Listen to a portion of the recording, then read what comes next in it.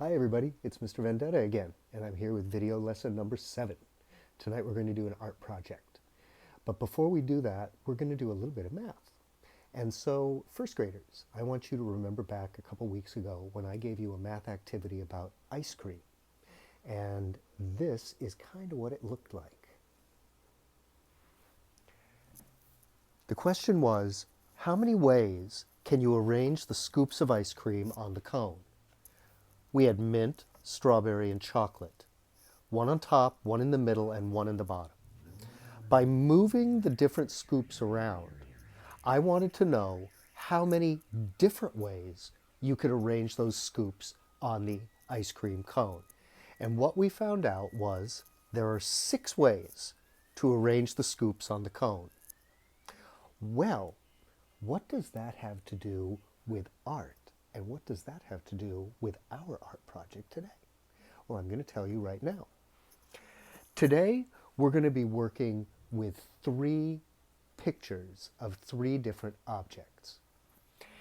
And like the ice cream scoops, we're going to want to take those pictures and move them around on the paper and see how many different ways we can arrange those pictures. Well, there's millions of ways to move pictures around on a piece of paper, Mr. Vendetta. So can you be a little more specific? Yes, I can. I have 3 new words to teach you, and then we're going to look at a piece of art together and talk about those 3 words. So let me turn the camera back over here to the board, and I'm going to put up our 3 new words. First word. Wow, is that a long word? But you know what? We can sound it out, and we'll do that in a minute. Second word. I bet we can sound this one out too. And the third word. We can definitely sound that word out. All right, let's take a look at the top word. It starts with F. O-R-E says or, remember? Or, for. For means front. Gr, O-U-ow, ground. Foreground, foreground. In a picture, the foreground is the front of the picture. The foreground is supposed to be the part of the picture that's closest to the person who's looking at the picture. Next, m-id, mid, m-id, mid. That word sounds a little bit like middle, and that's exactly what it means. It means middle, mid, middle. The second part is the same as the second part of foreground, mid-ground. The midground is the part of the picture that's in the middle. Finally, we can all figure this one out. Back, b-a-k, ground, ground, ground, ground, background. The background is supposed to be the part of the picture that is farthest away from the person who's looking at it. So the foreground is the front, the midground is the middle, the background is the back of a picture, a painting, a photograph, a drawing, whatever it is. The foreground is the opposite of the background. Nothing is in front of the foreground because it is in the front, and nothing is behind the background because it's in the back. Now, let's take a look at a real piece of art so that we can actually see what foreground, midground, and background mean. So I'm going to put up this picture. And I know that the picture is dark, but I am hoping that you can see it well enough, especially if you zoom in. Now this picture is called 3 Birds at Night. 3 Birds at Night. And the artist, I know who the artist is, but the artist wants to be what we call anonymous. That means the artist doesn't want a lot of people to know who he or she is. So I'm not going to tell you the artist's name. I'm just going to say that this is Three Birds at Night by Anonymous. Now, let's take a look and see if we can locate the foreground, the midground, and the background in this picture. What part of the picture is supposed to be closest to us? The birds. The birds are closest to us. They're in the front. Nothing is in front of the birds. So the birds are the foreground. What about the midground? What's behind the birds? Well, the first thing that's behind the birds would be the fence, the house, and the trees. That's the midground. The birds are in front of the fence, house, and trees. The fence, house, and trees are behind the birds. They're the midground. Now, to find the background, we just have to figure out what is behind the fence, house, and trees. Well, I think that's pretty easy. The sky and the clouds. And you can see that because the fence, the house, and the trees are in front of the sky and the clouds, they cut off the clouds. We can't see this part of the clouds because the trees and the house and the fence are in front of them. Now I want you to notice that while nothing was in front of the birds, because they are the foreground, nothing is behind the sky and the clouds, because they are the background. And the midground, of course, has one thing in front of it, that's the foreground, and one thing behind it, that is the background. Now, your first activity with this lesson is going to be this, and I'm going to cover up the picture for just a minute here. I want you to do some artful thinking about this picture called Three Birds at Night. I want you to think about, when you look at the picture, what do you see with your eyes? What do you think with your brain? And what do you wonder? That means what kind of questions do you have? And that is using your imagination. I'm going to put that up right here for a minute. Artful thinking, Three Birds at Night.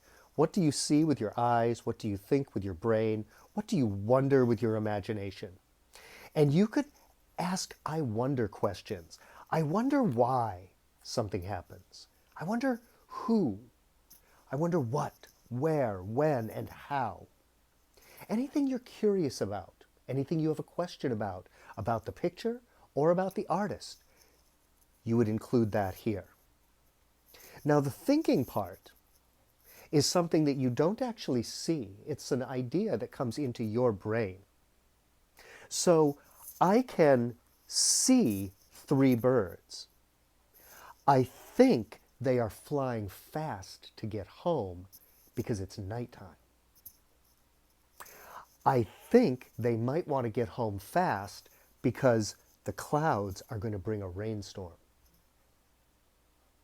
So the difference between I see is that I see is something you can actually see in the picture. I see three birds. I see a orange cloud. I see a tree. The thinking is not what you see. It's the ideas that your brain has because of what you see. And then I wonder are questions, things you're curious about, things that you would love to ask the artist if the artist was here. That's your first activity, to take a look at this with your families and have a little artful thinking discussion about Three Birds at Night. Now, let's get to our art activity for today. I'm going to take Three Birds at Night down, and I'm going to put up something different. I'm going to put up a blank piece of paper. And this is going to be my art paper for today. Now, parents, it doesn't matter what kind of paper you use for this activity. You can use white copy paper. You can use colored paper, light color like yellow or pink. You can even use lined paper out of a notebook. Whatever you have at home is going to be just fine. And that goes for all the supplies in this art activity. Now there's a second art activity for this week on Seesaw, and it's through the website called Art in Action, which we use in class sometimes. And the same goes for that. Do the best with what you have. If you don't have paint, use crayon. If you don't have crayon, use colored pencil. If you don't have colored pencil, use markers or oil pastels or chalk. If you don't have art paper, use notebook paper. It'll be just fine. Alrighty, so today, actually, this is the back of a pad of paper. So it's just a piece of cardboard that I was going to recycle, but I figured I can use it for art instead. All right, so here's my piece of paper, and I'm going to take my 3 objects. And parents, all of this written information is on the website, our class website, under video support, video 7, including these cutouts that I'm going to show the kids right now. All right, so what I've got here is 3 objects that I can place in my picture. I'm not going to draw them. I'm going to cut them. I've cut them out, and I'm just going to tape them onto the paper so that I can move them around, and you'll see why in a minute. So first I've got a tree, and I'm going to put the tree in the foreground. So the tree is going to be in front, and the other 2 objects are going to be behind it. Now, parents, on the website, in the video support, there is this picture of a tree, which is very complicated to cut out, and there's also a simple tree in there, and you can cut out whichever one your child wants to cut out. But I wanted to make sure that there was kind of a challenging one in there, an interesting one to color. Notice I colored this one with different greens, but then I also wanted a simple one too, because I don't want everybody to spend the entire lesson just figuring out how to cut out the tree. So, you should be all set. All right, so here's my tree, and the tree is going to be in the foreground. Now next I am going to have a house. All right, a house. Now, since the tree is in the foreground, the house cannot go in front of the tree, because then the house would be in the foreground. So I have to slide the house behind the tree, just like that. And as you can see, part of the tree now covers part of the house because it is in front of it. Okay? I've got one more object to add to the picture, and that is a car. Now, the tree is in the foreground, so I can't put the car in front of the tree. The house is in the midground, so I can't put the car in front of the house. The car is going to have to be the background. And so the car, I'm going to slide right in here, so it looks like it's kind of parked halfway behind the house. Now, there's my first combination. Remember those 6 different combinations that we could use to arrange the ice cream scoops on the ice cream? Well, let's think. Since there were 3 ice cream scoops and 3 pictures here, we are probably going to be able to make 6 combinations again. But I'm not going to make them for you. That's something I want you to figure out on your own. See if you could do it in some sort of an organized way. Make a list, maybe, but make sure it's somehow organized so that you don't forget one or do one twice. Alrighty? But I am going to do a couple more combinations for you just to show you how to do it. Okay? So let's go back over here, and we've got the tree in the foreground, the house in the midground, and the car in the background. Now I'm going to leave that tree right where it is, and all I'm going to do is move the car and the house.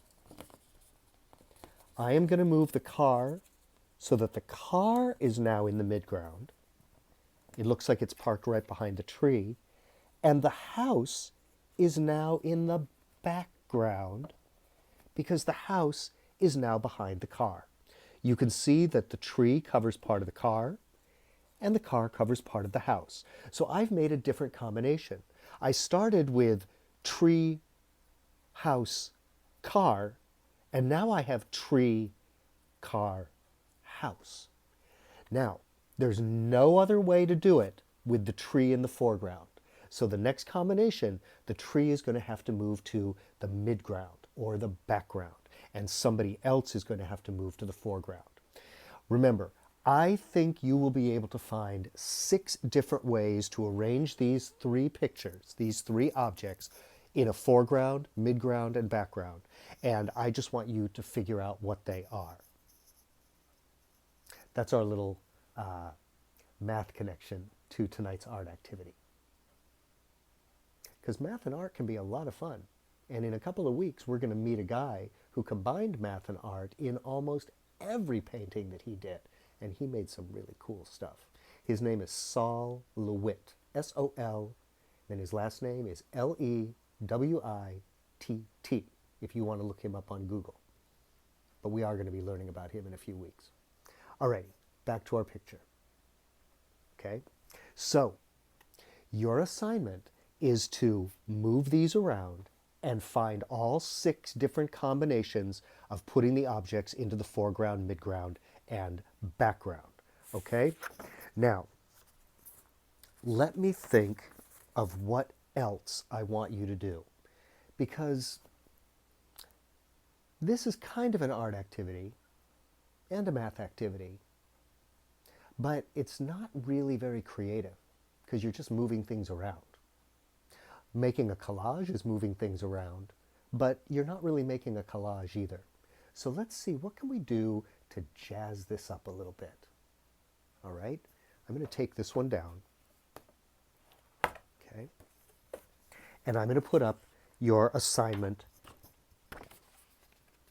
your second assignment for this activity. Remember, the first assignment was to do some artful thinking about 3 birds at night. Your second assignment, I already talked about this part, move the house, the car, and the tree around to create different foregrounds, midgrounds, and backgrounds. Can you find 6 different ways? Then, make your own cutouts and create a work of art that shows objects in the foreground, midground, and background. So you are actually going to make a collage. You can color some of your collage, but 3 of the objects, I would say you should use 3. More than 3 might get a little complicated, but that's completely up to you. But make your own cutouts and create a work of art by moving the cutouts around so that you have a foreground, a midground, and a background. Glue everything on nice and tight, and then you can color the background. Color the rest of the picture any way you want. Make it abstract, make it realistic, just make it look yours. Whatever you do, follow the directions, but make the art your art. Make it different than anybody else's. Make it something that people will look at and think, I bet Sam did that. Or, I bet Lexi did that. Or, that looks like Jade's artwork to me. And when I look at artwork that you create, a lot of times I can tell who created it because you make it your own art and it looks different than everybody else's. And that is what is wonderful about being an artist. All right, so parents, as I said before, there are 2 art activities that I assigned. This one, and then there's one on Seesaw through Art in Action. Since there's 2, and they're both kind of big, I'm going to make those cover the next 2 weeks. So this project and the Art in Action project, which is about an artist named Romare Bearden, will both be due, all the work will be due on Friday, April 24th, not Friday, April 17th. Once again, use what you have at home. Don't worry about it if you don't have exactly what I used or exactly what Art in Action uses. Use what you've got at home. As always, I want you to take care, be safe, be healthy, take care of each other, and I will see you very, very soon. I miss you. Bye-bye.